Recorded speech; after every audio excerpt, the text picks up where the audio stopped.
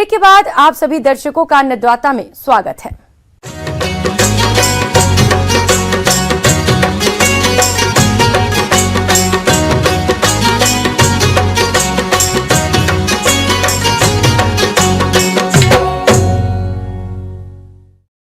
करेला जायद में ली जाने वाली प्रमुख सब्जी वाली फसल है।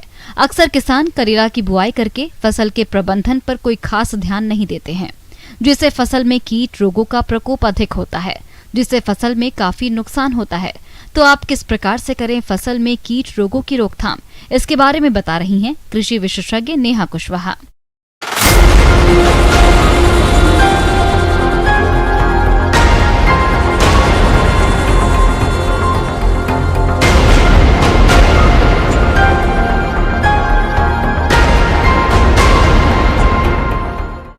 हमारे किसान भाइयों ने जो फसल करेले की लगाई थी, जो अभी सबसे ज़्यादा चिंता का विषय किसान भाइयों को महसूस हो रहा होगा कि हम अब इस समय पर अपनी जो करेले की फसल है उसको कीटों से कैसे मुक्त रखें और उसमें रोगों से कैसे उसका प्रबंधन करें।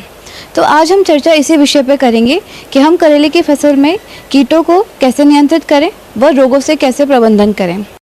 किसान भाइयों, करेला की फसल को कीटों द्वारा अधिक नुकसान पहुंचाया जाता है, जिसकी वजह से उत्पादन में भारी कमी आ जाती है और किसानों को आर्थिक नुकसान होता है। इसलिए आप इनकी पहचान कर नियंत्रण उपायों पर ध्यान दें।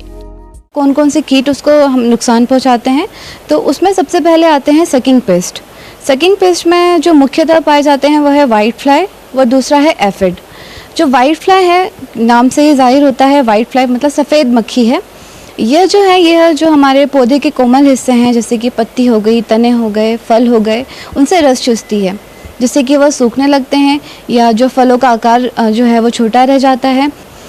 इसके अलावा जो वाइट फ्लाई है ये एक वेक्टर की तरह कार्य करता है। ये जो हमारा वायरस है, मोज़ेक वायरस, जो पौधे मोज़ेक वायरस से ग्रसित होते हैं उनसे रस चूसकर या दूसरे जब पौधों पे जाकर रस चूसता है तो उससे ये वायरस एक पौधे से दूसरी पौधे तक फैल जाता है।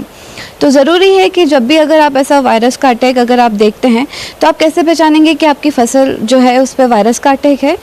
जो पौधे हैं उनमें येलो कलर की वेन्स मतलब धारियाँ बन जाती है।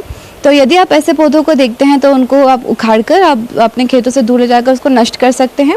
इसके जो कंट्रोल के लिए या इससे बचाव के लिए येलो स्टिकी ट्रैप का प्रयोग कर सकते हैं। येलो स्टिकी ट्रैप जो है वो पीले रंग के गत्ते जिसमें चिपचिपा पदार्थ लगा रहता है। चूँकि वाइट फ्लाई जो है वो येलो रंग की ओर आकर्षित होती है या पीले रंग की ओर आकर्षित होती है, तो वह जाके इससे चिपक जाती है, जिससे हम इसकी जो आबादी है उसको कंट्रोल कर सकते हैं और अपनी फसल को बचा सकते हैं। या फिर हम नीम ऑयल 5 ml प्रति लीटर के हिसाब से इसका छिड़काव कर सकते हैं। इसके अलावा हम केमिकल का अगर देखा जाए तो इमिडाक्लोप्रिड 17.8 SL का प्रयोग कर सकते हैं। इसकी 1 ml की मात्रा को हम 3 लीटर पानी में मिलाकर इसका घोल बनाकर इसका छिड़काव कर सकते हैं। इसके अलावा जो दूसरा इसमें कीट लगता है वह है फ्रूट फ्लाई या फिर इसको हम फल मक्खी भी कह सकते हैं।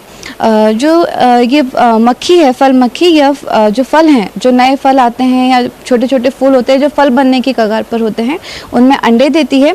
और जब ये फल बढ़ने लगते हैं तो ये अंडे फूटते हैं, इनमें से जो लार्वा निकलता है वो अंदर जो उस फल को खाता है और उस फल को अंदर से सड़ा देता है। इस सड़न की वजह से कभी कभी बैक्टीरिया फंगस का अटैक भी हो जाता है। या ऐसे फल जो देखते हैं जिनका आकार बिगड़ रहा है या छोटे रह गए हैं या जिनमें छेद अगर आप देख रहे हैं तो उनको आप तोड़कर कहीं खेत से दूर ले जाकर उसको नष्ट कर सकते हैं।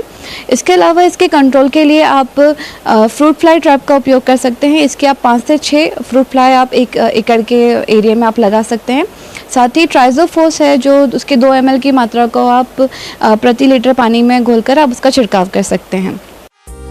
इसके अलावा करेला की फसल में कुछ रोगों का प्रकोप भी होता है, जिसके कारण फसल बड़ी तेजी से खराब होने लगती है।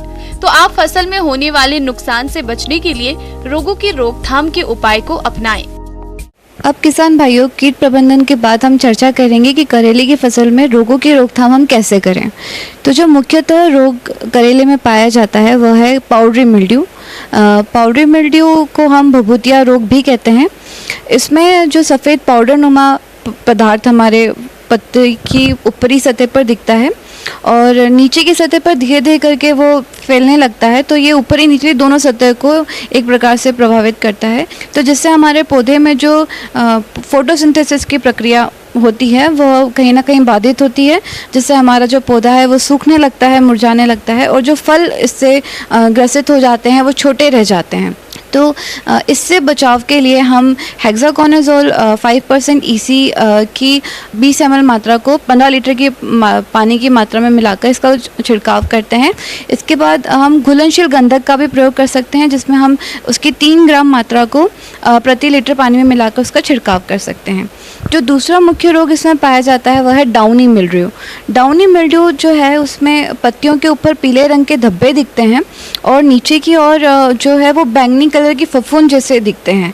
जब आप पत्तियों को उल्टा करके देखेंगे तो उसमें नीचे फफूंद जैसे काले काले धब्बे दिखते हैं, कभी बैंगनी कलर के भी होते हैं, कभी काले रंग के भी होते हैं। ये भी धीरे धीरे करके जब फैलने लगते हैं तो ये पूरे पौधे को नुकसान पहुंचाते हैं, पूरे पौधे पर फैल जाते हैं और एक परत सी जमा देते हैं, जिससे इस रोग के कारण भी जो हमारे पौधे जो फोटोसिंथेसिस की प्रक्रिया करते हैं, जिसको हम प्रकाश संश्लेषण भी कहते हैं, वो बाधित करता है, जिससे हमारा पौधा सूखने लगता है, सड़ने लगता है और जो हमारे फल आने वाले होते हैं या फल जो उससे हो जाते हैं वो भी छोटे रह जाते हैं। तो इसके कंट्रोल के लिए हम मैनकोजेब प्लस मेटालेक्सेल की 30 ग्राम की मात्रा को हम 15 लीटर पानी में मिलाकर इसका छिड़काव कर सकते हैं।